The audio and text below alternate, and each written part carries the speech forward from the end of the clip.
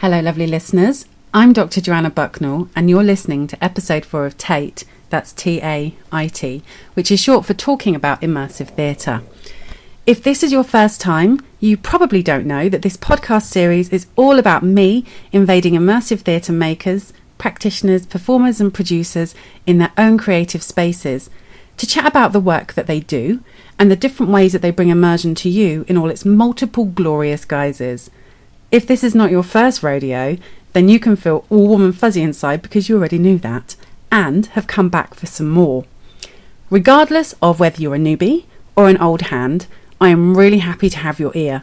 So let's get to it.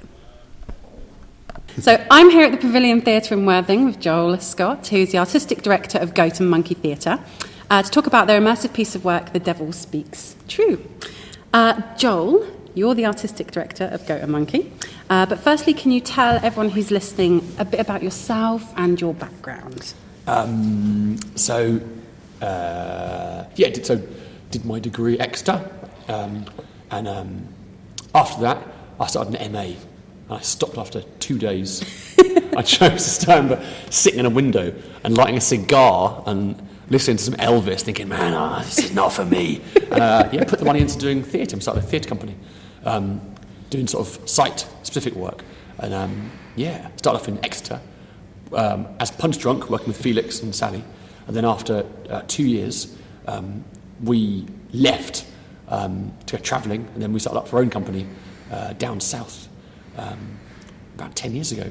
Yeah, so we've been making our own work for about more than that, 10 years, starting small and mainly sort of site work, site-responsive work and immersive work, but sort of the most recent sort of term has been sort of epic work. Yeah, epic, I like that. Yeah. There's lots of different terms being bandied around at the moment. It's so difficult because immersion's kind of a label that people put on all kinds of things. Yeah, it was, that immersive term seems to be, it was sort of like, site-specific, site-responsive, site-synthetic, but now it's you see the immersive pantomime. It's a funny thing, that word immersive is, that term has really changed its meaning. Yes. It's just completely exploded as well, and commercially as well. Oh, totally, games, Christmas grottos, everything is like the immersive experience. It's funny, isn't it? Yeah. So Goat and Monkey is quite a small company, and it's made up of yourself, Sally and Ian. Am I correct? Yeah, that's it, man. Totally correct. Yeah. So you've talked a little bit about this already, but you were formed in 2004. So how did that come about? Did you all study together and then decide? Yeah, so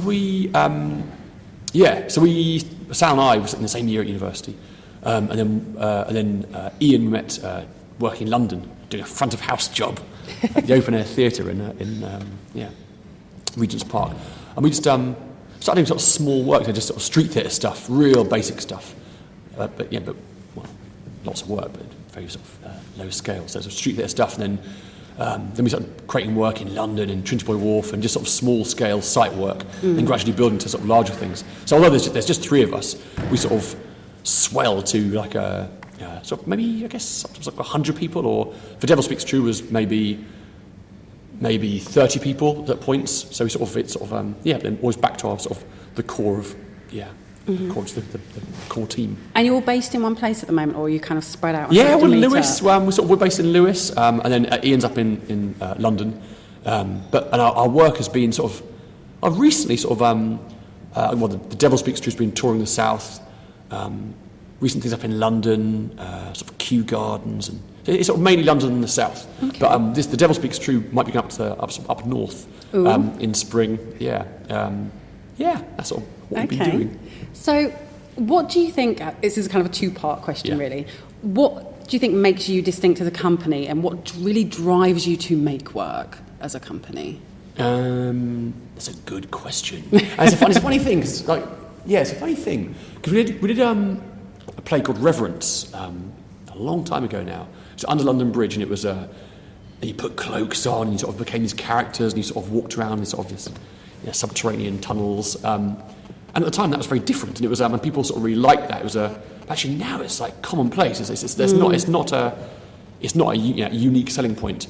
So it's funny so the immersive thing is that term has been sort of appropriated by different people, and so that's not sort of the unique selling point. That's this sort of the epic term has become maybe something we've and that's because we sort of we try and draw upon different aspects of things. So sort of whether it be sort of online games or treasure hunts or sort of different media, different sort of ways of telling stories. It's sort of we've sort of lost that thing that we make sight work. It's now become something different. It's epic. I know what epic really means. Do you think it's about looking back at kind of the work that you've done in the past and looking at kind of all of the different forms that you've used as a company? Do you think it's still, the central thing is still experience? Is still what it means for the people that are taking part? I don't know, it's a funny thing, because that was the thing back in the day with Punch Drunk, and which I think, my favourite play I've still ever seen of all time. Well, there's two. Faust, Punch Drunk, which just blew me away. I didn't get to see Faust. It's the most incredible Mask thing. of the Red Death was my first encounter. Well, actually, and the first one was when Felix and actually Pete Higgin, who's the enrichment guy, who's brilliant, they did for Felix's end of year thing at university, did a play at Exeter, just like his directing module piece. And I walked in, and for 4 days I just couldn't believe it. He did Wojciech, and it was unbelievable. It was just real basic. The budget was probably, I don't know, 200 quid, but it was just unbelievable. I'd never seen anything like it, and I've gone off track now. So no, it's absolutely fine. It was such a great text. It was the original question. It was going somewhere. No, it's fine. Kind of the distinctiveness of what drives you to make work. Oh yeah, so experience is important, but it is also for me. It's also the story as well. That's the heart of things, which I didn't. Punch Drunk. I think I've not seen stuff recently, but for me, perhaps the story isn't quite so important with Punch Drunk. It's more the experience, and that's our key thing. Actually, we're like, we're sort of actually the story's the heart of it all. So it's easy to miss. Yeah. Well, yeah. Interestingly enough, the first time I saw a piece of their work, which was Mask of the Red Death, when I came out and started chatting to people, I actually didn't know they were performers. I managed somehow to miss every single moment of performer. So when people started saying, this was happening here, and I was like, that's what I love about that stuff. I had no idea, but I couldn't get a ticket to go again because it was sold out. So I was like, I can't believe I effectively missed the show. That's what I love about it. But the space is enough in a way to kind of connect you. And you get fragments of the story through sort of letters and just always beautiful stuff. The way they sort of compound an entire scene now, it's like a piece of dance. It's just beautiful. But perhaps it was so ours is experience, but it's but also it's story or sort of and the idea of sort of and it's still, maybe that immersive thing, whatever that term means now. Maybe we try and put the audience at the heart of the story. So the idea with Banquo is that you're meant to be you're put there and you are experiencing it from his perspective. And in this space now, in the one pavilion, the audience come in and they're extras in the film with active roles rather than just sort of observing. I think that's interesting because Gareth White, in his book, when he talks about immersive theatre, he suggests that it's an access to the internal or an access to the inside of. And it sounds very much like your work is about giving us access to the inside of that story. Yeah, that's a really good way of putting it. Access to the inside, That's a really good way of putting it. Yeah, it's really lovely. Really interesting. And maybe it's something to do with the Banquo thing, because it wasn't like getting to the heart of sort of Macbeth as such, as the story. It was more about just the detail of just that one character of Banquo. That's a really good way of putting it. And access to the inside. I don't want to talk too much about it now because I'm going to come on to it again, but I think you gave us access not just to the interior of that kind of character, but also the interior of certain people's real lives as well, I thought, which was really, really interesting with that piece of work. Yeah, that's it. That's sort of a way into these. Those interviews with those guys. Well, really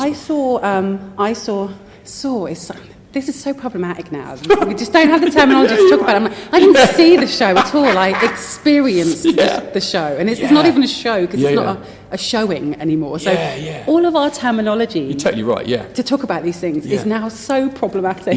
Yeah, you're right. And I find it in my writing, it's easier to deal with because it's scholarly. So it's a case of, that's fine, I can sort of be really careful about how I word those things. But just in a general chat about it, you're like... I didn't see it, and I certainly didn't. It wasn't a show, so how do I now adjust the way I talk about these things? I've got a mate who went. You can have a meal in pitch black. I've heard about this. I really want to do that. So I've got a mate that went to I've had some friends who went and said it was amazing. So you turn up and you put like a white shirt or something, and then you're told like you like meet a bib. Meat or vegetarian. You go in and it's all pitch black, and apparently apparently the waiters are all blind. I I doubt heard that that so as much. well. I doubt that so. Apparently, Well, there's two ways you can do it. Apparently, you can choose like a set menu, or you can choose the surprise menu. And you just put your hands in, and they take photos so you can cover. But a mate of mine did it, and they said it was the weird thing because she was with a girlfriend and. This beautiful sort of 2 hour, this beautiful sort of evening, but there's no visual. No. There's no visuals for it. No. It's the same. It's a weird thing where you've got taste and you've got smell and the sound, but there's no. At least ours had visuals, but nothing. Pitch black for 2 hours. And lots of chefs claim you eat with your eyes as well. Yeah. So how good are our palates? I mean, Yeah. I'm a bit of a foodie anyway. I cook a lot, and I'd like to think I have a good palate. But you think, if I was eating in the dark, would I actually have any idea what I'm eating? I remember when I was a kid, my dad was doing his biology degree. I remember giving us custard, and he put blue food colouring. So I'm not sure about his dad. No, it's just the same. It tastes a bit minty. No, it's exactly the same, just food colouring. Yeah. No, it tastes a bit. It's like if it was green, it would be so unappetising. Green custard. Blue custard, we had a green Yorkshire puddings, and everything's mixed up. It's a funny, there's perceptions. You take that sight away, and things do change. Absolutely. And I should imagine it's a health and safety nightmare as well. Yeah, right. Yeah, knives and forks. Because you can't have steak, surely. My hand. Amazing. Trying to feed your partner. My eye. I used to do a bit of waitressing when I was a teenager, and that was hard enough with the lights on and being able to see what I was doing. Yeah. I can't even imagine what I was doing. Imagine 7 of the food. It'd be awful. But you just drop it, pick up on the plate. You'd be no problem. Well, I hope the chefs aren't in the dark. Yeah, gravy on the floor, scoop up, man. No one will know. Put some pepper on there. Yeah. Got big hairs in it, you don't know. I just think it's the texture of the food. It's great fun, a little infrared camera watching it all. Yeah. So I saw Devil Speaks True, experienced, okay, however we want to talk about it, at the New Theatre Royal in Portsmouth, and I think that was right back at the beginning of March, earlier this year.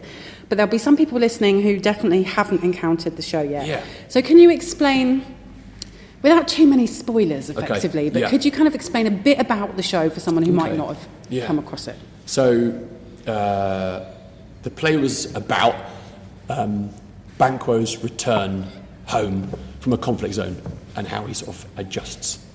It's about Banquo's journey home from a conflict zone. And then in parallel to that, we interviewed 2 soldiers, one a soldier from the RAF and a serviceman from the RAF and a serviceman Afghanistan soldier, and a guy that was held hostage for 2.5 years in Iraq. And we talked to them about their journeys home as well from conflict zones and sort of paralleled the two.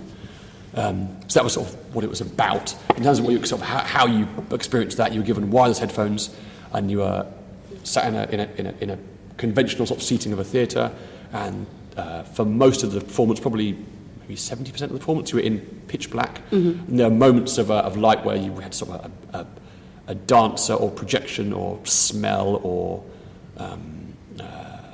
sort of visual stimulus sort of aid the story along. But the key thing was that you used a sort of a binaural sound, so quite detailed sound. And the idea was that you were put into the perspective of Banquo. So you'd hear his heart racing, and if he gulped, you'd hear the gulp in your headphones, and so you were sort of put in it's a first person sort of story. Could you explain just a tiny bit for anyone listening if they don't know what binaural? Yeah. There's been quite a lot of work just recently with Complicity. I'm going to see it, I can't wait. I saw it live streamed. I watched it, which was amazing. Yeah. But just in case anyone who's listening is thinking, what on earth is binaural? It's brilliant. It's a recording. You get a fake head, a wooden head made out of rubber, this dummy head with 2 microphones, one in each ear. And the ears are moulded on this dummy's head, similar to ours.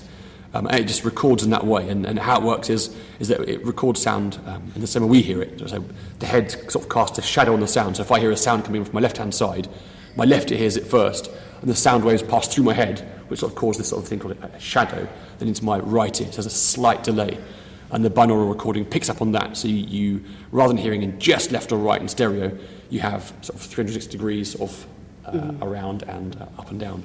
It kind of gives us space depth, a spatial depth. Yeah. It's really hard to explain. It's really hard to explain. But if you don't know what it is, I highly recommend you Google. Google it. There's a whole strange world. If you go on YouTube and type in ASMR, there's this weird world of these sort of all these people talking like this, stroking your head. And with Americans, it's sort of like with looking at the camera with big eyes, it's a whole strange, dark world. Right. These binaural recordings. We recommend go and have a little look if you don't know, and have a look there. And also, I think Complicité potentially might live stream it again when they do. I know they did it once. They're touring Australia, and there's loads of stuff going on. Yeah. So keep your eye open, and lots of other companies are starting to use the the technique as well. So The Devil Speaks True, for me, I felt was really a hybrid of verbatim theatre and immersive kind of techniques. And can you talk a bit about why you decided to kind of use those two slightly different strategies and how they came together and why you did that? Yeah. I think it was... So initially, what it was meant to be, sort of like this weird thing where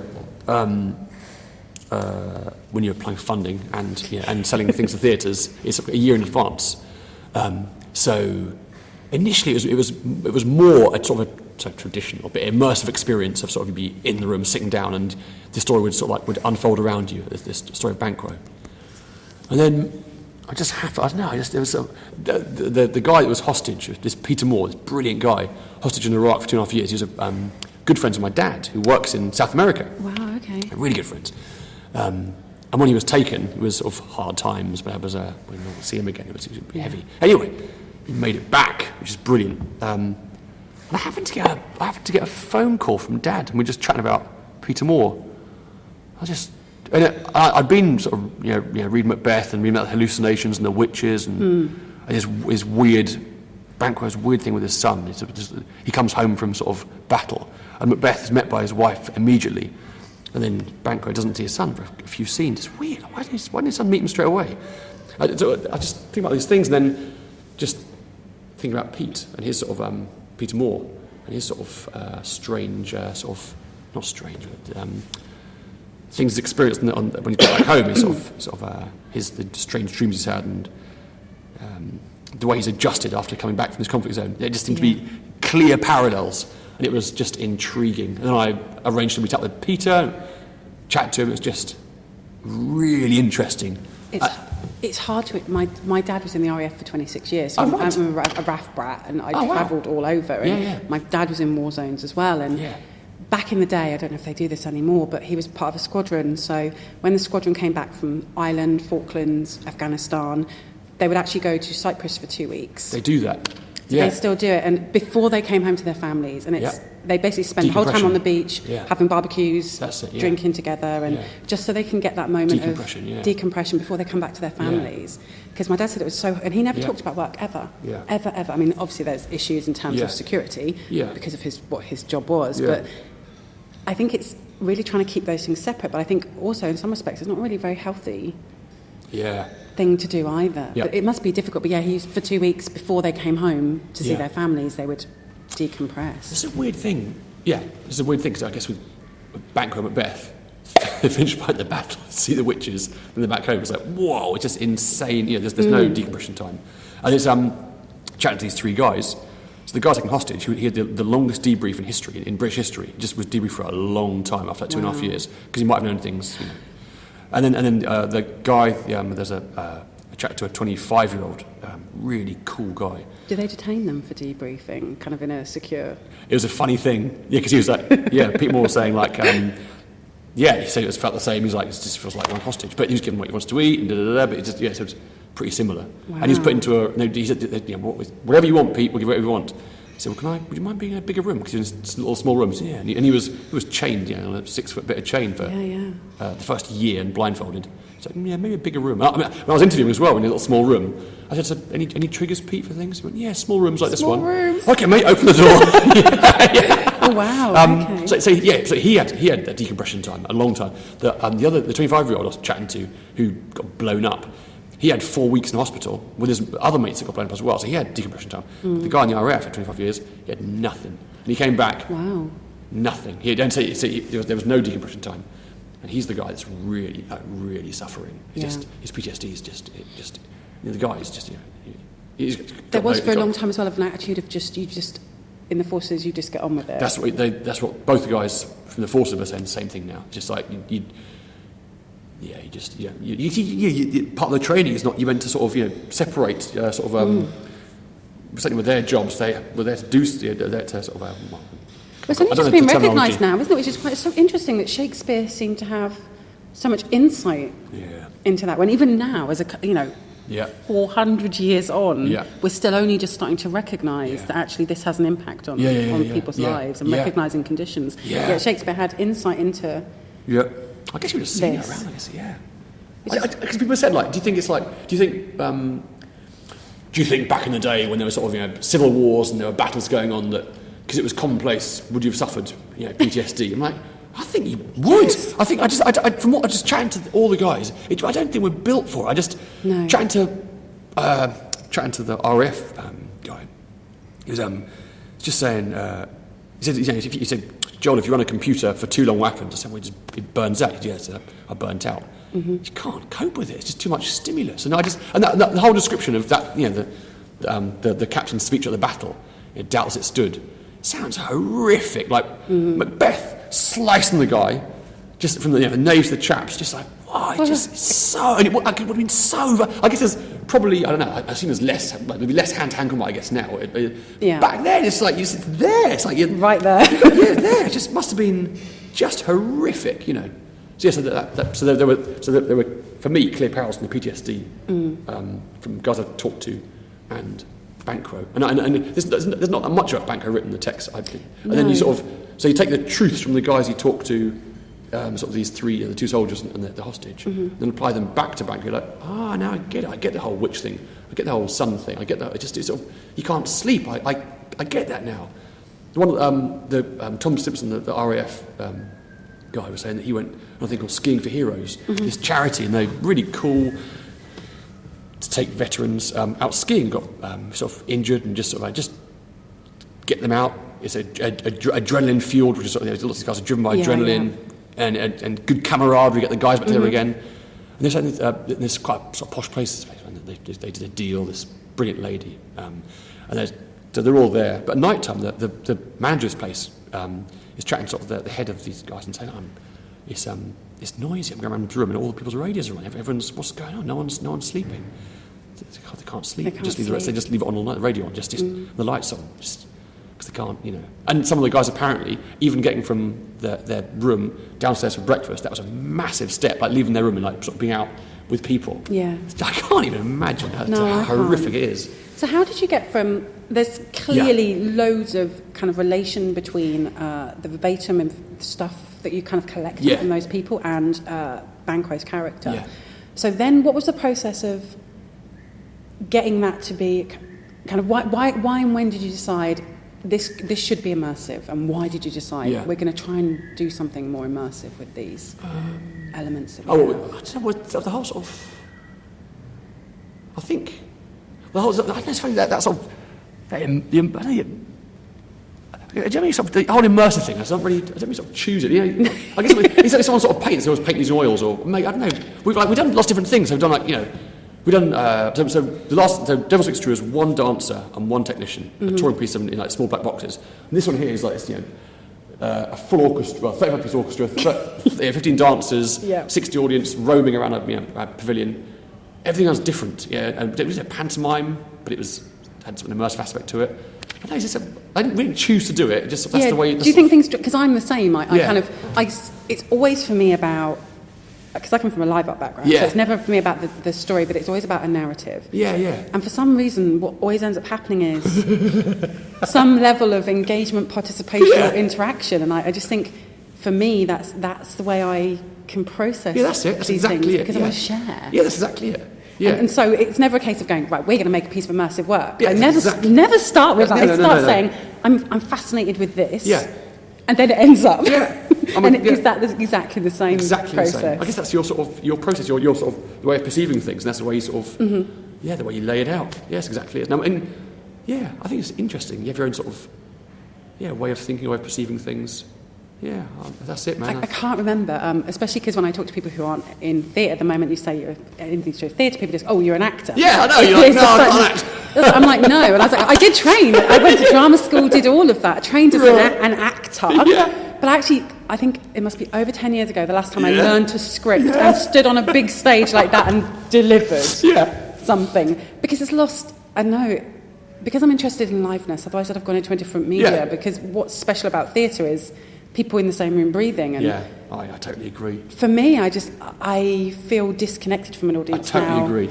Yeah, I'm in a space like that. You know, it's nice sometimes seeing it. It's like, oh yes, this is theatre. Yeah, and I hear you like, oh, theatre. Yeah, you hear like, oh my god, we've got lighting bars, and there's like spare blacks. It's like, this is theatre. Curtains. It's really useful. Everything's here. Yeah, but I totally agree, man. I've sort of lost the taste for sort of. Yeah, I like.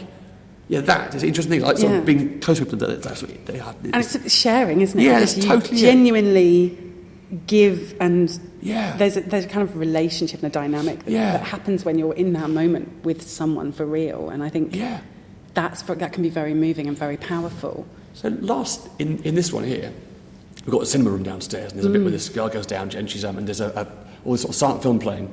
And she sort of talks to us about how she used to be in silent film, and she's getting a bit old now, but she's still got it and everything. And then she sits down, she sings to you, and there's something still incredible about. Because I can't sing, I've got no, sitting there with an actress sitting there, just singing to me. And I'm in a cinema, there's no one else around, and she's singing a song to me. I'm sort of, it's incredible. She's there. I can sort of feel the breath on my cheek. It's just. I can't help it. My brain goes all screwed. I'm just sort of sitting there, just totally in the moment. I love it. It means that, and it's what we were talking about a little bit earlier before we started recording, this idea of there comes a duty with that. Yeah. Because there's a safety of sitting in the dark in a velvet seat. Yeah. That you don't get when someone's sat next to you, breathing on your face. And I think because of that, there's a duty either to care or a duty of care. Yeah. And I think certainly in some work that I've been to, that I felt abused when I come out. Agree. Because of that, that level of intimacy. And I think that's something, and of course what you were dealing with, the material that you had as a starting point was really powerful and really personal because it belongs to people. So how did you kind of manage that aspect? Now that's an interesting thing. I still haven't read reviews. I know we've read some really nice ones. I've read some shockers, and I will read them. I will read them in about. Well, I'll finish this on Sunday. I'll give it another week or so, then I'll start to read them and process. With a glass of wine. Sit down with a glass of wine, man. Yeah, exactly. Yeah. But a key thing, what sort of filtering through hearing, is it's this disconnect between the immersive experience and these guys talking. And it was. I've thought really hard about this in rehearsal a lot, and I made a really clear point of not muddying the two, even so much as. I think only at one point do you hear the soundscape from the show underneath the guy talking. I really wanted to be separate because of that. It was like, maybe I felt that as an audience member. So it was so clear to me. Yeah, I was really worried. I was just going to. I didn't want people to think, oh, it's just part of the story. It's part of the. It's just part of the. It's we can just listen to it and disconnect. I really wanted it to be be different, to stand out. I didn't want it to be part of the fabric of the play. So I wanted the audience to understand. And it might just be because I was listening to chatting to these guys a very, very short amount of time. It was like deeply personal and just like me. And then I'm listening to it, and I'm editing it myself and listening to every. So I must listen to this stuff. Tens of hours, maybe 100 hours. I felt it was really important not just to lose it in the fabric of the play. It becomes just sort of just these voices. And I'm going to probably reconfigure it. But I really don't want to lose the fact that this is real people's stories. And this guy, these microphones are amazing, but when you see this guy, Tom Stimson, MBE, he's 45 years old, and he's, Jesse, for 2.5 hours we're talking, and he must have cried about 5 or 6 times. And you just hear him weeping, it's just tragic. And you've got a duty to I felt like I had a duty to get this across in the piece, and not just I could easily have sort of cut it up and worked it on fabric of the play and have it happening during stuff and put in sort of visuals. But I really wanted to stand alone, to sort of stand out. There was a sort of a key thing. There was a weight, and it had a different weight for me as an audience member with the headphones on, sat in the dark, and it was cold as well. So there was kind of like a chill, and there was a totally different weight to those verbatim moments, and I felt it kind of in my chest. Yeah. As opposed to all of the other things that were kind of happening and that were going on. And you got a real sense of that. And I think that was important. And actually, that's one of the things for me as an audience experiencing it, that I found really moving. And I thought, and for me, it had really deep resonance because of my family and because of my own history. And I just thought, this is so interesting because this has been a part of my everyday experience as someone who grew up in the forces. Yeah, right. And I was really, in some ways, pleased that someone else who sits outside of that and doesn't understand that would get a sense of that, because it was such a big part of my childhood. So I felt a real connect with the show kind of in that way. I get it, And I did feel a different weight. There was a different weight in the text as there was in those real voices. I totally agree. Sharing, and I'm obsessed with autobiography and collection of people's thoughts and memories. So again, as an artist, they were the moments for me that were precious, and I felt they were cared for. Oh, good. And they held that weight in the show. I've never done verbatim before, like recorded. I've never done that. It wasn't really meant to be. I've never done it before. But I felt a real sense of sort of like, it's really important stuff. Like, Well, you become a cipher. Do not mess this up, Joel. This is it's like don't mess stuff around and choose stuff carefully. That's not just. It's hard and it's a responsibility. Isn't responsibility. I really felt. When he came to see it, I was really worried. And do you know what he said? I might choke. He said, I salute you, Joel. It was really nice. And sort of, he just really, And he was watching it, and he was worried to have I was sitting by him, and he was, because he gets triggers, he was worried about getting a seizure in the show. So I was sort of waiting to walk him out, and he got to the end, and he didn't have a seizure. But just, And I make work that uses people's thoughts, people's feelings, and people who give. So I always feel a huge responsibility. I feel a privilege as someone who has been given the right and the opportunity to care for these things, and also then not to temper them too much with me. And I felt you managed that really well, and I'm always so keen of that when I'm making my own work, is how do I become kind of a creative vessel or a cipher for these things to deliver them to other people, but not to not to lay too much on them myself. And I felt you managed that very well. Oh, that's good. Yes. Because it's a hard thing to do. So in terms of, you were saying, it's literally effectively a two-man show. Yeah, two-man show. Yeah. Some of the difficulties, and I have this exactly myself as well as a practitioner, is how do you tour work that doesn't require all of these beautiful, amazing spaces? Sometimes actually that's harder. Really Have you found that challenging, finding the appropriate places to hold this kind of work? You speak to most venues. Have you got a blackout? Yeah. Total blackout, mate. You sure it's got to be total blackout? Yeah. You tell be like, no. I can read, man. I can this is not a blackout. It's just lots of that. And also the size. I mean, we wanted. I think our maximum was 80 because of my headphones. So when I went, it was dinky. There was like two little rows. We were on the stage at the New Theatre Royal, but backstage. Wow. And it wasn't dark enough. Oh, no. Sorry, NTR. Oh, no. I love you to bits, but it wasn't dark enough. I just closed my eyes sometimes. Yeah. It's tough, man. So that was a real difficult thing. But the touring thing was, it's hard. It's hard on a very low budget. We had 6 lights, which were all, and also because of the turn time so quick, they're all lights with clamps. So you just clamp them on, boom, boom, boom, boom. The set was built by the actors, put up, it's all quick, up. Projector up, so it's all real quick, and Because there's an idea that there's not a lot of touring theatre in the UK, which is actually not true. It's all set up for this. It's set up for people to sit in velvet seats watching a stage. So if you do anything, watch Blues Brothers it's like these massive touring shows. Yeah, outside of that, my work is durational, which is my brilliant. I would love to do durational piece. It's so hard because everyone's like 8 hours. Not including get in and get out, and you're like, or 12 would be ideal, and venues are just like, no. So cool. And I'm just I'd love to do some duration stuff. So it's really challenging, and I find that this your kind of immersive work is slightly easier to move around. Yeah, right. But the difficulty can be, for some of these things that are very site-based as well, is I think it becomes difficult on small budgets. Yeah, too right, man. Move these things around. Yeah. And also, actually, those wireless headphones, wow. I'm just about to buy some for my department, so I'm quite excited. They're really good. They're really, really good. When they work. They work really well, apart from a few places. Like, if we did a few outdoor festivals, and there's the classic, like, an FM radio. This is Nigel from FM, wherever it is. And, on the headphones, it's sort of dark, and then suddenly Nigel comes in your headphones. Nigel, what are you doing, man? Stop broadcasting. They're good. Mobiles interfere with them quite heavily as well, right. if you're not careful. We're just about to buy 50 in for our department. They are a thing of beauty. So. And you can also, what we do as well, you can nice sort of plastic box, get a transmitter, car battery, whack them in, so you can just walk, man. So you can go walk through forest at night, anywhere you want. It's awesome. And you can be queuing on your iPad, you can just queuing the right cues. It's just beautiful. So I'm just really excited about getting them to work with for my students. Yeah. Brilliant. Come on. Yeah, brilliant. So I've asked you that for sure. So you said that, you've done a lot of site sympathetic work in the past, and looking back over your back catalogue, kind of participation, I don't like that word. I find right. because that word seems to frighten people as well. It frightens the everyday public because they think of the 1960s when terrible things were done to audiences in the name of art. So I usually say participative because it sounds slightly more friendly and slightly less panto-y.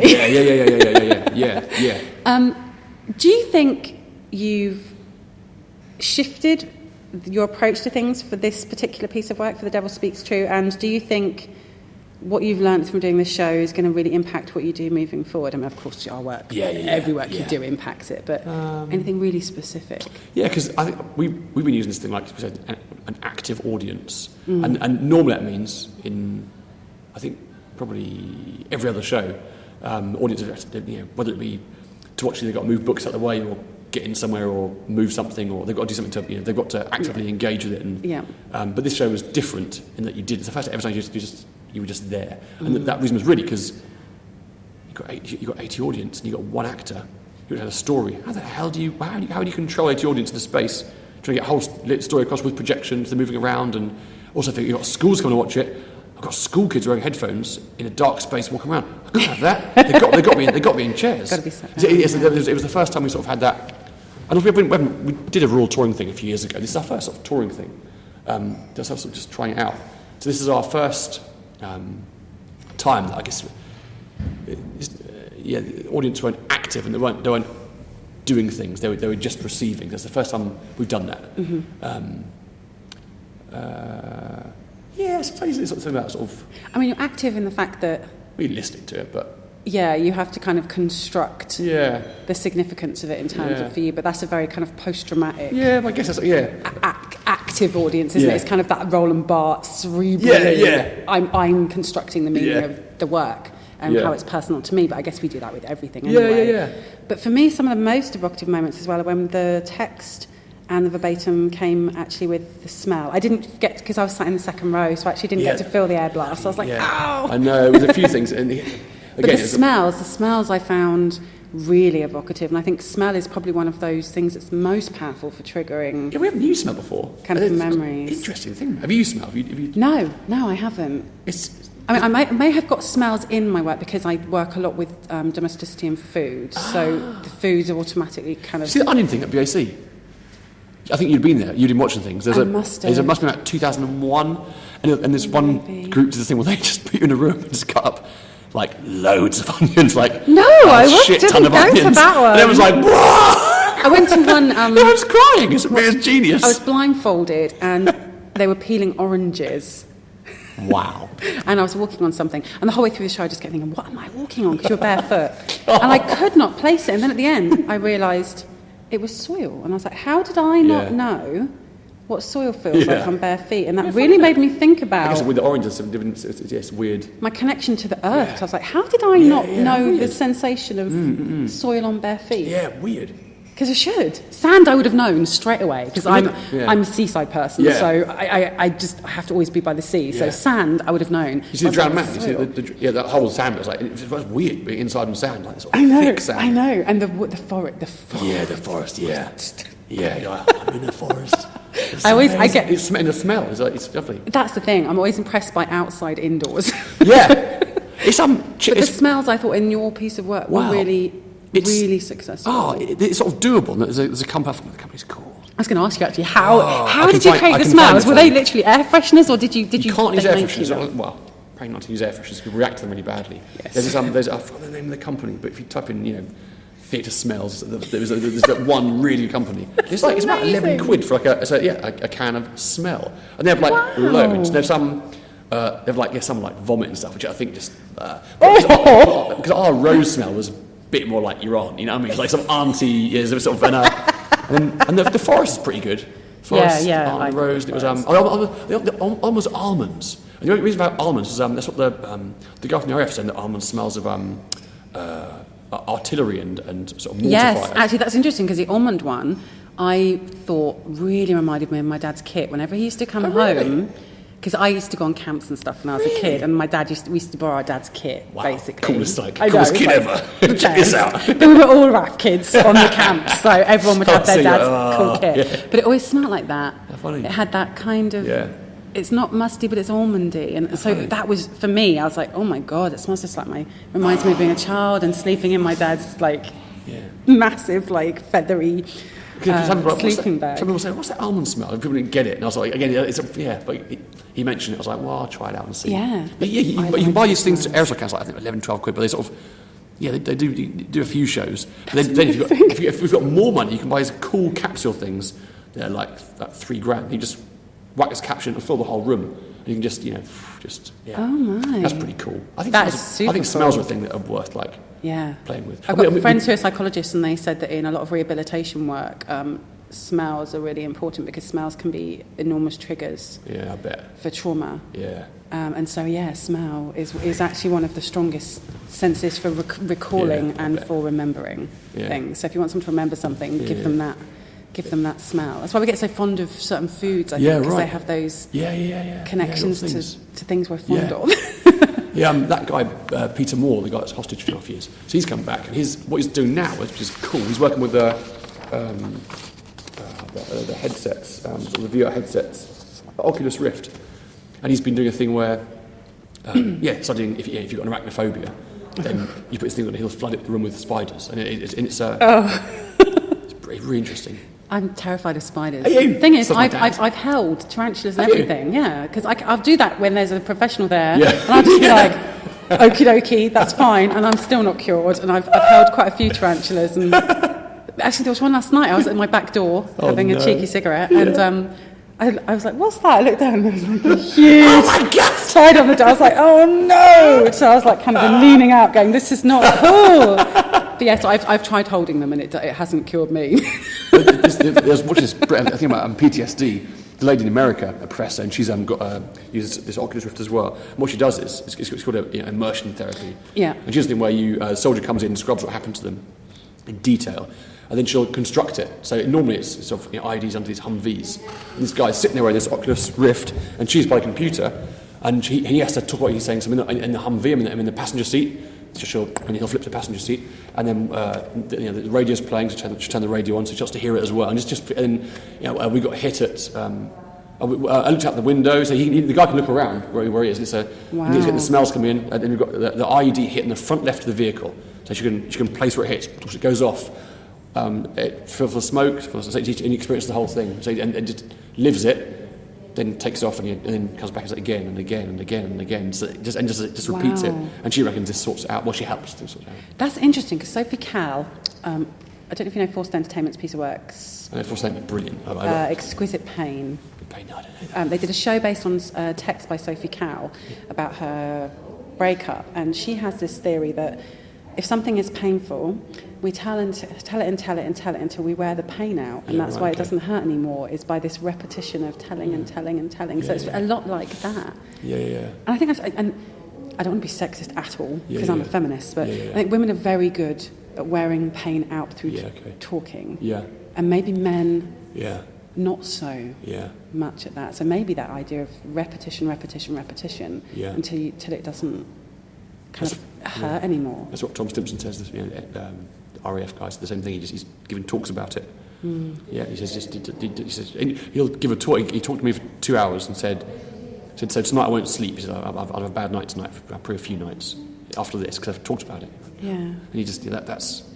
But talk about it helps. He said he doesn't got to talk about it. That's why I want to do the play, because he wants people to talk about it. I wonder when that wearing out starts to help. Well, he said he's already getting better. Yeah. He talked about him grabbed himself like a block of ice, and he came back. He said, "Block of ice, didn't care about kids, the wife, didn't matter, didn't want to wake up in the morning." So, but now so he still has that, but he sort of has these moments where everything becomes clear, and he sort of, so he says he's getting better by talking through it. Yeah. It's really, really interesting. Yeah. So one of the other things I was going to ask you about is, we talked about this quite a bit, but immersion has kind of picked up this huge momentum as a term, as a form. Everybody seems to be doing across all disciplines as well, not just theatre, but in kind of everything. Food, in gaming, even in therapy. Yeah. Why do you think in the theatre there is this massive appetite, and obviously this is entirely subjective, your opinion, I have some ideas about potentially what I think it is, but in an age where everything is so digital and so readily available, why do you think there is this mad appetite for immersive performance and immersive theatre? Yeah, I don't. You can do it. You can do it easily. You can do it badly, really easily. Yeah. I think. Some proper bad stuff. You can do that, and it becomes like. Then you can latch on to something else doing. Yeah, it's even badly. I think it's a weird thing. There's a thing in London now which I've not seen. I bet you've seen it. I think VR headsets. You got to walk along some long tunnel. No, it's I the new sort of and it's a zombie thing. And you got to, I've been to quite a few zombies. And you got to walk along some long tunnel. When this VR thing, as you walk along, or in this sort of headset, things jump out at you. And so it's like a combination. So it's full that's immersive really, and digital. really gaming. Yeah, that's really interesting. I don't know, man. What is it? Because things like when I first started looking into this in 2006, when I started my PhD, I struggled to find work like this because I was like, I'm sure. Because for me, it was about. It was less, wasn't it? I've mentioned this loads on all of my podcasts, but Quizula was a turning point for me. I don't know if you know Quizula's 4 Stents work, where there's 2 of them and they're just asking each other questions for hours and hours and hours and hours and hours on end. I just read about this. The audience don't play, and that for me was frustrating. Because there are, and I thought, one last question, one response. So they've got a sheet. They've got thousands and thousands of questions, and they take it in turns. Are they answering honestly, or? Yeah. Oh, really? And so you get to watch this as an audience, and you can come and go. It's durational. They repeat it loads of times. And the question structured as a narrative or dialogue? No, I think they literally have thousands and thousands, so they can ask each other, but they take it in turns. So like one person will be questioning the other performer, and then when the performer wants to stop, it just says stop, and then they swap roles, and then every 4 hours, they go off and 2 new performers come on. Every 4 hours, it was amazing. Yeah. So I've seen this show loads of times. I watched it for 24 hours straight. I think I watched it, the longest I've watched it for is 5 hours. Whoa! That's amazing, man. But I wanted to play too, and I found that beyond frustrating. And as a maker and as a scholar, I thought there has got to be work that is letting people play too. Yeah. And then I started to find little bits and bobs, and then it just... While I was writing in my attic doing my PhD, which is you basically look down for 4 years, and then I looked up and went, it's just exploded around me, and and I could always get tickets, but now like You Meet Bum Bum Train, I logged on at the time the tickets were launched. No, I haven't either because it came up and said you're 80,000th in a queue, and I was just like, you're what? 80,000th. I was like, right, shan't be getting tickets for this. And I contacted them directly. I've done all kinds of stuff to try and get tickets. And I haven't been able to. And this is nuts. Yeah. And other shows as well, like loads of different practitioners. I literally have to keep my eye on it so tightly because within 5 minutes of going on sale, they're gone. Every single ticket. It's a combination of not really, it's expensive to do, not many seats. It's crazy, isn't it? And some of them are crazy expensive. So you're like, who are all these people that can just £80 now? Yeah, this is a bit sort of, it's weird. But then that's the problem. Like, Six was great to watch, but who's buying those tickets? It's like corporate deals, corporate groups. Yeah, you find Johnny Depp got a ticket. Right, okay. What? And you're like, did he sit on my man, him and his dog in Australia. Yeah, did he? Someone else, he just got those tickets. But there's this crazy appetite. And do you... I was wondering if youth wondered why. I mean, why? Why is everyone so desperate to have an experience, and they're willing to pay good money for it as well? Well, just because I wonder. I don't know. What was before then? So what was the experience before? I don't know. Or is it because everything is so... Japan's there's sort of horror mazes and things that have been going on for years, right? Have you done those? No, I haven't been to Japan. I'd like to go to Japan. No, why is that? Is it? But also. I'm hoping to try and understand it. I'm going to start hopefully documenting some audience experiences and working with a psychologist to try and understand. When Lynn Gardner wrote something about one of Punch Drunk's recent ones, was saying something like, there's still life in them. There's still life in immersive theatre. Sort of funny that she's getting tired of it. I don't know, maybe not. The critics, they get to decide what isn't cool, but this has taken, it's like a juggernaut. Well, this is the thing. Someone like Billington, someone was like, with Mask of Death, he said something like, I don't understand what's going on. People running around. I didn't get it. But the thing is, I've read for this show, actually what I say doesn't matter. The critics won't affect the sales of this thing. It's a juggernaut. Yeah, it's a juggernaut. Same as Secret Cinema. It's just become a huge juggernaut, and people have just said, actually, especially now, I think... Even with the BBC, where he was crying up on... critics. Chris Spin, I forget the guy's name. I can't remember. The guy, yeah. But still, it's blitzed it. I think critics are going to become, critics, irrelevant because... There's so many now. You can Google everything. You get tweets responses immediately. Exactly. There's thousands of people, Our audiences are taking responsibility for that, and I think I would be much more likely, and I'm terrible, I purposefully don't read reviews, don't read what the critics say, because I want to go and... And if I want to go and see something, I'll go and see something, whether I think the critics think it's good or not. I think there's a lot of that. Or not. People seem to seek things out now. Like we did the Seed, this treasure hunt thing, all in the south in these gardens. Literally in the middle of nowhere. People just turn up. And people just like watching each one. And it was like half an hour from the nearest train station. People are sort of seeking out. It's pretty cool. People will travel, will go to things, will seek out if they've got an experience. But it's a funny thing that you have but the problem is when you have things like Secret Cinema, which is just these huge, expensive, I think when you use the word immersive, people expect right, this isn't like Secret Cinema. It's like, because you paid 20 quid, mate, not 80, and not a £4 million budget. This is a 30 grand budget. And it's a bit hard as well, I think, for some practitioners at the moment, because Punch Drunk have been kind of held up as the kind of the benchmark for immersion. And for me as a critic, as a scholar rather than a critic, that's frustrating because I think that is one kind of immersive theatre. But there's so many other things that are happening that aren't necessarily better or worse. They're different. They're doing different things. Like you said, they have a crazy huge budget. Other shows. But it's a funny thing. I'm not working on that. It's a funny thing. I've had people, they get a bit of a sort of tongue lashing to Punch Drunk. Actually, they do. I don't know, and partly because it's my LinkedIn, some of it is the most beautiful stuff. I've seen things to say. Even if just the sets, I find their sets are just. And also beautiful. And Higgin and Figgs, they're a nice bunch. They're nice people.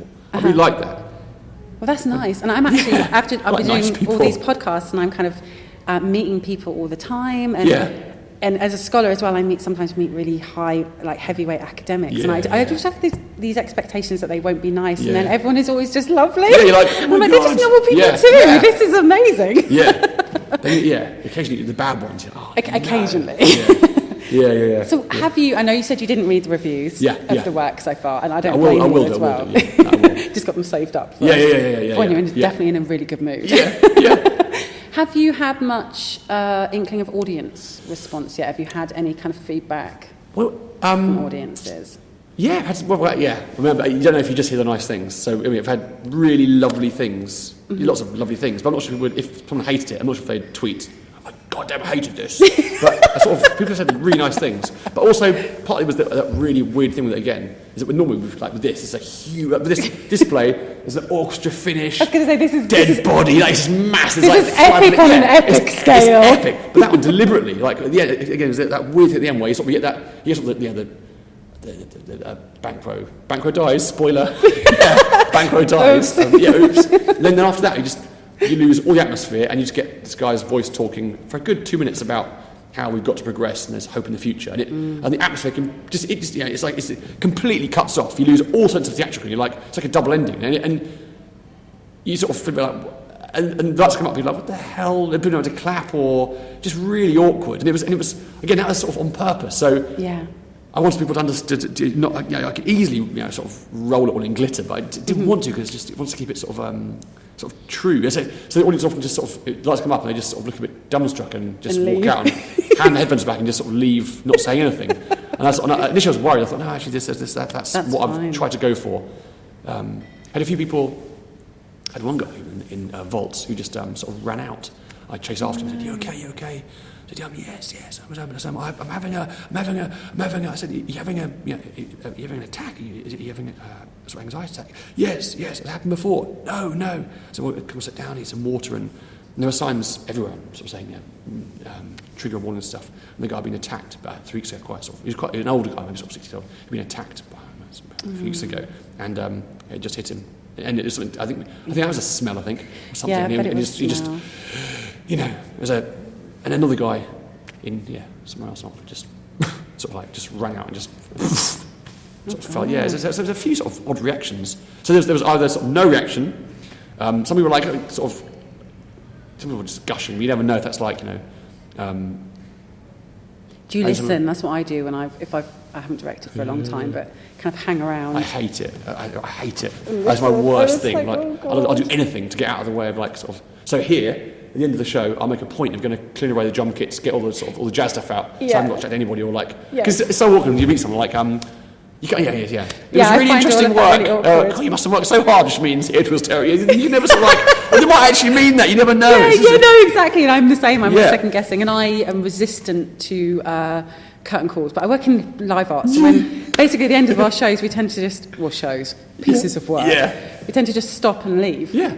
And we don't come back. That's it. For a clap. So and people are like, why didn't you come for like a hour? And it's like, because it's not a kind of show. It's like you worked with us to make it happen. Yeah. So if you're going to applaud anyone, applaud yourself as us. That closure thing's really weird. And what we have closure, isn't it? People clap as like a real sort of like encore. And the students kind of want that as well. Because when I work, the work I do with my students tends to be more like the kind of work I do. So it's really resistant to those things. And they're like, it's weird not getting a clap in the end. We actually went the last 3 years doing this course. There's no clap. There's like this year it's different. It needs a clap. This definitely. Yeah, this definitely needs applause. And sometimes people offer it regardless. But like you said, they didn't clap. I can't remember now. If they clapped at the end or not. I don't think I did. But it has sometimes. Sometimes they have. We've got whoops as well. Like whoop whoop. That's odd. Yeah, weird. As in Volts. Volts is a very weird. Volts Festival is great, but it's a definite. It's a strange environment. Clapping. I don't know a lot about musical theatre, so when and people clap after each song and stuff, and I find that weird. Yeah, I don't know about musical theatre. And in dance, people like at the ballet. I've only been to the ballet a couple of times, but people kind of clap at really odd moments. I'm like, how do you know to clap then for a start? It's like lots of that kind of like sort of. Can you imagine if we did that in live art? It would be so weird. That's like sort of the deadly theatre. That's what I'm thinking about sort of when you're someone singing to that close is beautiful, but someone on stage, and I hate all that sort of. Sort of you clap this bit and you laugh at this. There's something with Shakespeare as well, like sort of with Shakespeare, you have these in jokes, not in jokes, but jokes that that's so minor and just. I hardly ever laugh. I'm always sat there thinking. I know. Don't understand why everyone else is laughing. And I'm like, I don't get it. I don't get it. Well, it's not funny. The other side, where you just like sort of slap their bums for no reason, or sort of Shakespeare just to tell these cheap gags like, oh God, I'm above this. Doing? So the last thing I wanted to kind of talk to you about is one of the things that I am anxious about, and it's an odd thing to be anxious about, is actually it's become such a huge explosion, immersion and participation and all of that. It's really hard to document this kind of work. Yeah. And what scares me is that's fine for now, and actually I like the fact that it's resistant to documentation in the moment. But in 20, 30 years' time, are we going to have a generation of work that's gone, that's disappeared and not remembered? Yeah. Have you thought, I mean, lots of practitioners I've spoken to haven't thought about documentation of their work at all, but there's so much pressure now with funding applications, with having documentation or evidence, and also for your own heritage and legacy and all of these. So have you thought much about documentation? So we always take photos and videos, and we make sort of short trailers, like a 2-minute long trailer, just summarises everything. It's quite a good way of showing people what you've done. But with the Banco thing, we're actually chatting to Peter Moore, the guy with the VR. And there is something you could just do it. You could just, if you've got your you can buy cameras now, sort of with 8 sort of GoPros, whack on a pole. You've got 360 vision. So you could do the back. You could sit there. You could whack the thing up there, and you could run the show. But you could something more immersive. Something sort of surround. And you could just run it. And then you could store it. You could watch it. You could watch the hour show. You could put put your Google your VR on. You could watch it and experience it, and headphones on. there is something in that. So I guess you could do it that way. At the moment, we just take photos and video and just compress it down to a trailer. That seems to be kind of the common approach, even with huge companies like Punch Drunk. Yeah. You can't buy DVDs of the work, which in terms of educational is challenging for us, because I'm like, I can show students photos and obviously get the books and things, but it's not the same as. Well, Six Cinema, you can't take a phone anymore. I didn't even take my phone because I couldn't. Like, God damn it! They had to put it in a plastic bag and everything as well. So there was actually. Did you?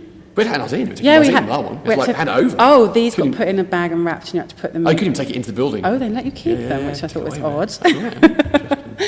But yeah, so I'm anxious about it, and I'm worried that there's going to be a whole generation of work. It's expensive, isn't it? Yeah, but the reality is, you find the money every £100 it goes a long way. So. And also, if you're like me, you're a small company, so you've got to do it.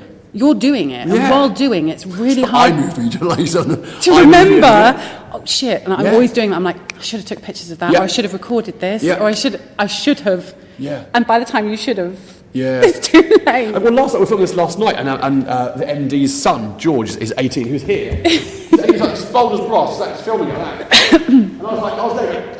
You're in the way. You're in the way. And actually, for the 5 people that missed it, I'm like, but actually he's filmed that, and it'll be there. Yeah, exactly. But it's so difficult, isn't it? Because maybe it's your filmmakers, because we're filmmakers, not filmmakers. Maybe something like because for us, it's about the live moment. Maybe it is that. But then once the live moment's gone, you're like, oh, I wish I'd. Yeah, you're always like, oh. I wish I had that, or I wish I had. Because a photo is never. Yeah. It's good in terms of for documenting your own practice, but in terms of capturing what it was really like to be an audience member. I think video is much better, actually. I think you can doctor a photo to the end. Yeah. But in a way, you have to come. And what I've started doing is almost having time set aside to stage things to document it. Yeah, we'll take stage photos and stuff and do that. And because then you can light it right, because of course the theatre is always dark. And you can't get good photos off. It's really hard when you do that, because with our actors, really, you want to do it before you open, because but then you're use every second you've got, and then if it's when you open it's knackered and you can't. Not getting paid enough to do it during the day. And then it's never the same. No, it's never the same. And everyone's a bit staged. And you've got the lights, it's like, you want different lights, do it yourself. Well, ours are always really nice, but I've had that before, once before. I'm not a media light, I like theatre. It's really difficult, isn't it? So I think that it's the next sort of big question this industry kind of needs to ask itself, is how are we going to ensure kind of our legacy? Because if I think back to the 1960s and all the kind of the really innovative stuff that was remembered, and there's lots of are ones where photos were taken, ones you make a history, that were captured, and they make they retain their place in history. The rest of it, gone. Well, even just the happenings. If Kapow hadn't written a book, there'd be nothing left of those things. And in some respects, I love it because it's resistant, and it's resistant to commodification in all of those really wonderful ways. But the very thing that makes it wonderful is potentially the thing that will lose it. Interesting, because Felix, because I think when he went to university, so this is 97 we got to university, so 96 he was saying he'd seen a bit of theatre at King's Cross in the sort of the new big hotel. It's like 10 years old now. But that's been built. A really famous director, I've forgotten her name. I'll think of it in a minute. Directed the piece in the hotel and flooded full of water. And you walked to the hotel and saw various things. Oh, I was at college then, so I wouldn't have gone to things. But he saw that, and then that was was it Katie Mitchell? No, it wasn't. I love Katie Mitchell. It was sort of. It seemed to must have been before her. Pre-Katie Mitchell. So for 3 years at university, he was always talking about this thing he saw, and then at the end of the third year for the director thing, he did it. And Punch Drunk, so what he's doing now is that. So I guess although that thing probably wasn't filmed at King's Cross, it's been reinterpreted, and now Felix taking it up there somewhere. And I think you'll find that literally everyone I've spoken to has some relationship to the Vaults or to BAC, which is so interesting. So basically, anyone who's working in immersion, scratch things up. Either came out of a couple of institutions, like academic institutions. Yeah. There are literally maybe 3 that everyone keeps mentioning. What is it? Where are they? Exeter. Really? Yeah, Dartington. Neil Callahan, brilliant. Yeah, there's this little nucleus of of academic institutions and artistic institutions that have seemed to have. So who is it? So Exeter. So Steve Hodge is a key person. So right? Exeter, Dartington, and Falmouth has been mentioned as well. Really? Yeah. Because down in Exeter, it's like the West Country, which is really strange. Kicker for Exeter, they're all good lecturers now.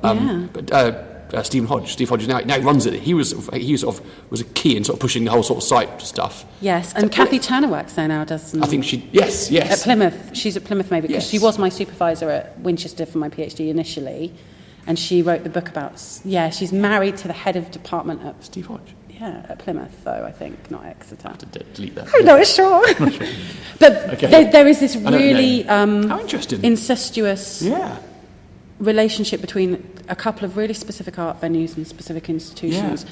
But I think it's generational because everyone seems to be of a really similar generation interesting. too. So it's really interesting. You can actually trace the lineage or the family tree of this kind of work. How funny. I know, which is really interesting. But of course, in terms of popular culture remembering it, those things will be lost. Yeah. But of course, people like me, who are really boring little geeks, will find all of these little links and go, oh, there's actually a family tree here, and we can see where this work is grown out and where it Dream Think Speak and comes Secret Cinema. What's the Dream Think Speak of Brighton, aren't they? Yes, and Blast Theory are based in Brighton as well. Just down the road, Sean by Sea. Yeah. About Secret Cinema. Where are they from? That I don't know because that's a completely commercial He venue. was film, wasn't he? Yeah, which is really interesting. And I'm not so sure yet about New York. I've only seen a couple of pieces there, and I don't know much about. What are they called again? That company? Where they train. Third Rail Projects. They've just had a new show opened called Paradise, which looks quite interesting. But Third Rail Project, it was called Then She Fell. It was so beautiful. Was it? They're on Twitter, so you can find them on there. I'm hoping, this is not for sure or for definite people listening, so please don't get too excited. If I manage to get my research funding bid... Free tickets for everyone. I'm hoping to bring the director of Third Rail Project over to do some talks and some workshops. Third Rail Projects. Tom Pearson, I think his name cool. is. So I'm hoping to bring them over. Brilliant. So if that happens, cool. I will let you know. I'll be there for a project. I'll come along. Yeah.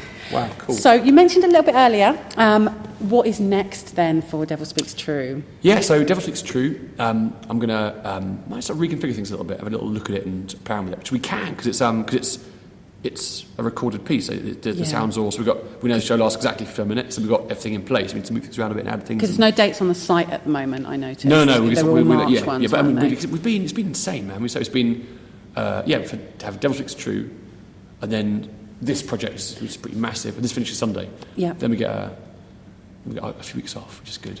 Then we start a project about dementia. Okay. Which is exciting.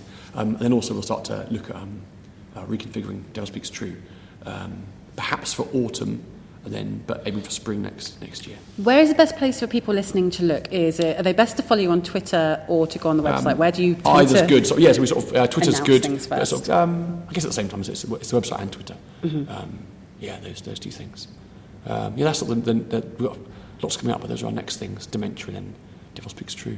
So the best thing to do is to keep an eye on Twitter and on Facebook Twitter, and on Facebook, the website. Actually, Twitter and Facebook, it's the same feed. Yeah. Twitter or the website that's the best bit.